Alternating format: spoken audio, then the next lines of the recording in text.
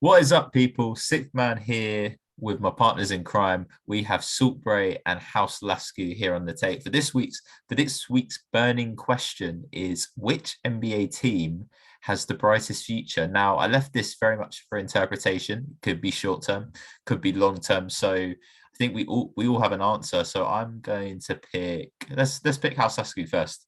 Who have you got?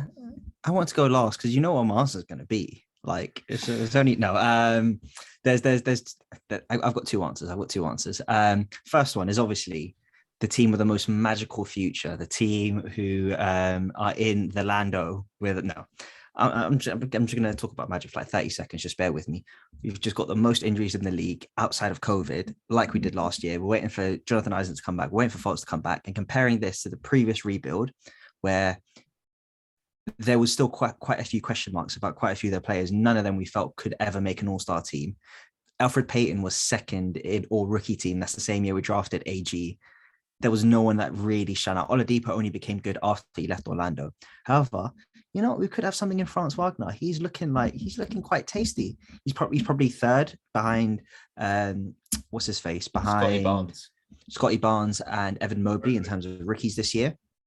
And Cole Anthony has taken a massive leap. I thought at the start of the year, it was just a flash in a pan thing. But he's being really consistent, and his intangibles seem to be a lot better than some of the intangibles we had of some of the other rookies. I'm comparing a bit to Aaron Gordon.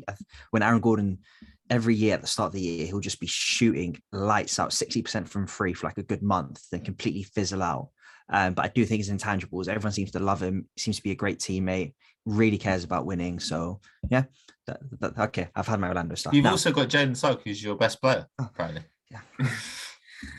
That was just a skip reference rather than me shitting on Jalen Suggs. Yeah, we like Jalen. We like Jalen. Now, the realistic answer is a team. I said this for last year. We think we had a similar question for shoot shot last year, and it was always the right answer for shoot shot, which is the Phoenix Suns. Although I did trash on them a little bit at the start of the season. As I said, I had the right calculation, but the wrong numbers. I think that they've got a really, really competent front office. There is the massive question mark about ownership and what the hell is going on there with Robert Sarver and the investigation still going on.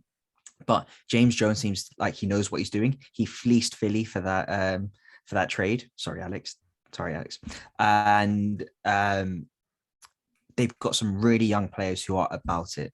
The whole Devin Booker is going to lead their franchise in the future. They've got Chris Paul. They've got all the players bought in to the philosophy and learning from Chris Paul. What's going to happen with Ayton is going to be really interesting, how they're going to approach that. But maybe what happens with ownership might have an effect on that. But my team with the brightest future, apart from Orlando, is Phoenix.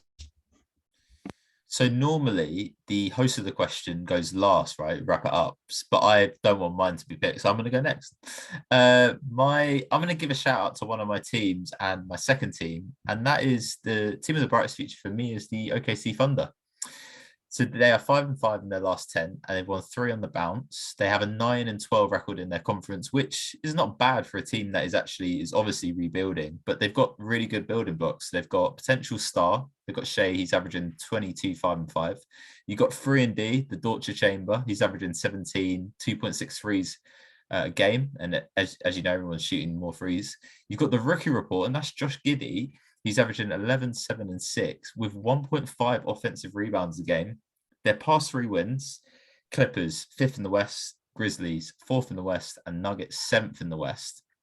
And I think it's really important the fact that they're not trying to tank like Philly did. They're trying to withstand from a losing culture. So they're actually trying to build in the right way and actually be competitive. And then, to round it off, 3 first-round picks in 2022, 5 first-round picks in 2023, 4 more in 2024, and then 3 more in each of 2025, 26, which means they can keep rolling the dice until the number is cool and they find the right fit. So I'm going with the Thunder.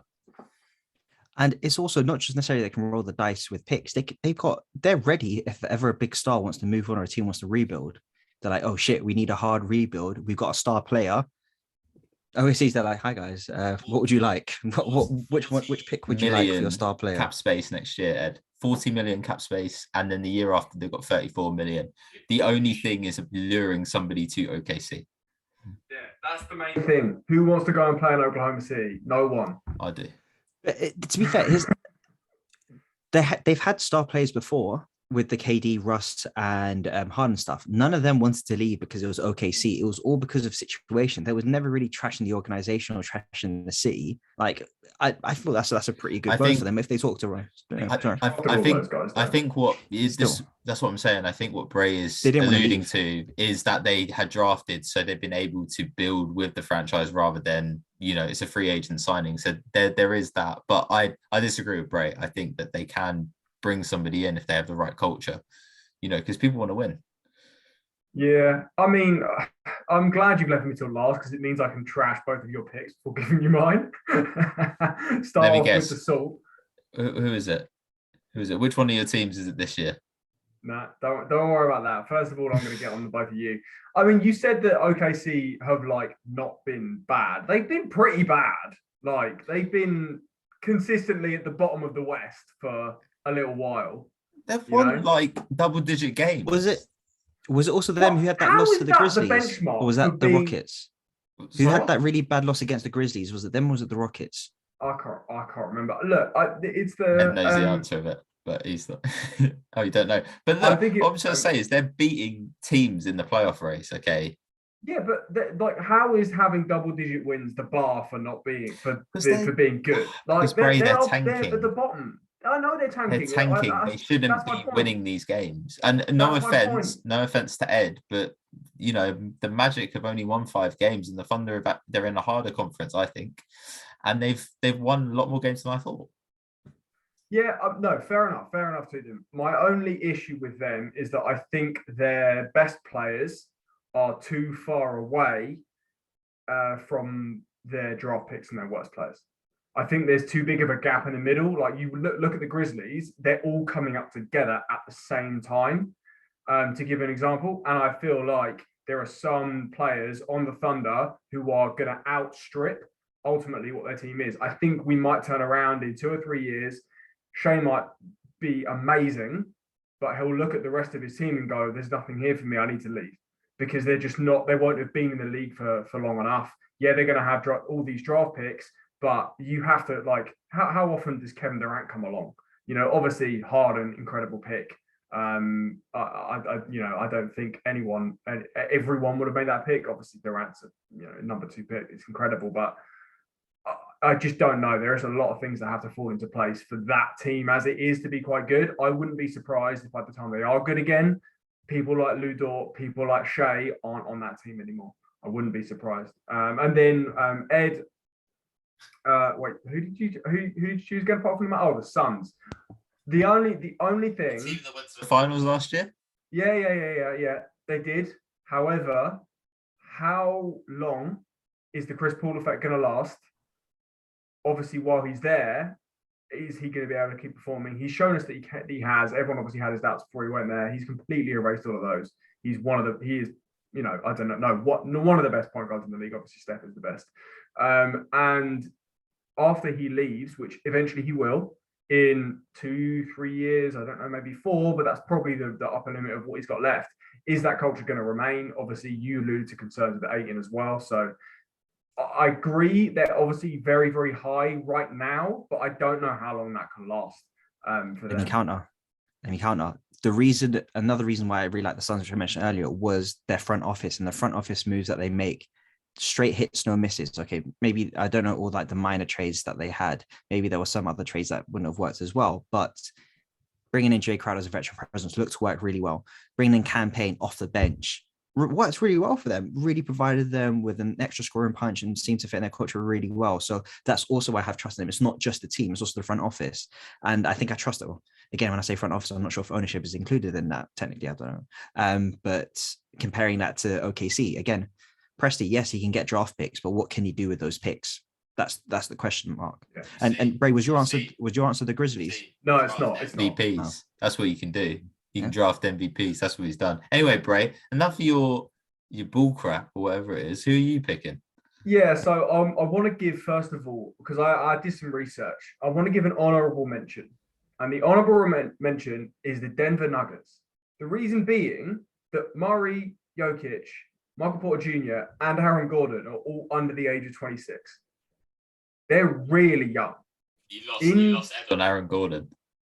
Look, he lost me I at get- Michael Porter Jr. To be fair, his He's back. injuries it's going to be so. That's why they're the honourable mention is injuries. That's why that can't be my team because they're too injured. Other than that, though, you know, when they're all hitting their prime in that 28 through 32 range, I mean, obviously Aaron Gordon is what he is at this point, whatever, but he's a good player to have. But then, you know, you kind of look at Jokic and Murray, and if Michael Porter Jr. can come back, that would be a special team. But they're not my pick. I was actually torn between two for the main one. I'm going to go with the younger, more exciting, doing better right now guys in the Cleveland Cavaliers.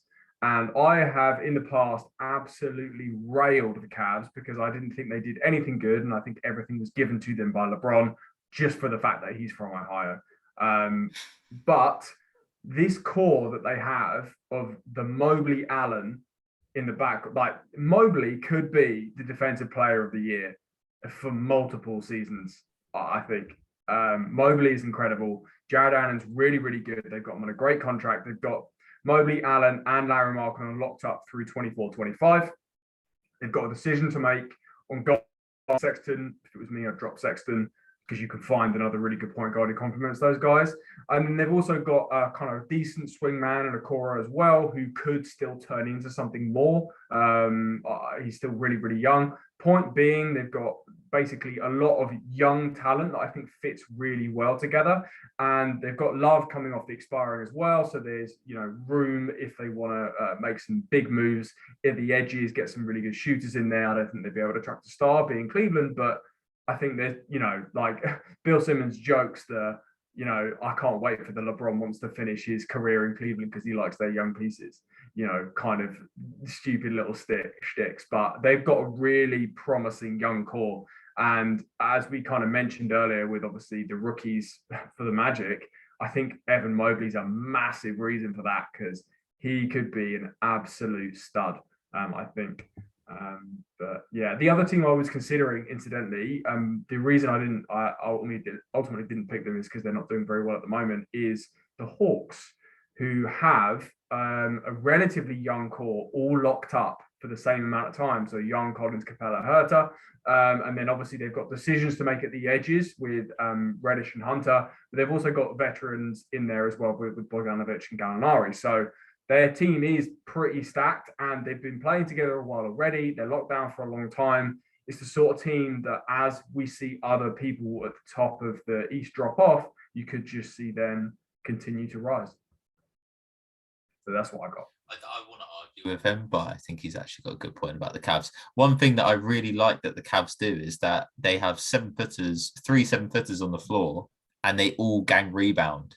So they give themselves the best chance to collect rebounds. And I think that's such a smart strategy and hasn't been used before. But because it's a new lineup, right, you're going to see teams find a way to manipulate it. And I know that they switch a lot of it and they're going to disrupt with their length. But I'm sure there will be some way to figure out. I guess the only side of Mobley's game that we need to see and work on is, I guess, in his offensive side, because you know what he can do defensively. Will he be the go-to guy? I know Garland's played exceptionally well for that team and he shouldn't be overlooked.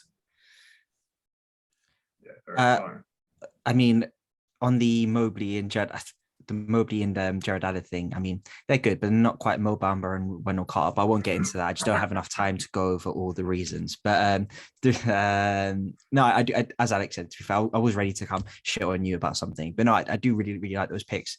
Atlanta, although they had quite a few success in the playoffs, I'm not sure how sustainable it is. They did get beaten last night. I'm just saying, but they did have quite a few plays out. But I'm just not sure how sustainable it is. Even with Trae Young there, can he really be the best player on the team, on a championship winning team? Maybe not. Maybe I'm being super, super harsh, but I'm still got a bit more question marks about them. Again, they had a really good run last year, and they've proven more than the Cavs have. But yeah, I know. Maybe it didn't fit the eye test for me for some weird reason. So we got the Suns, we got the Thunder, and finally we got the Cavs. So let's see what these teams are going to do.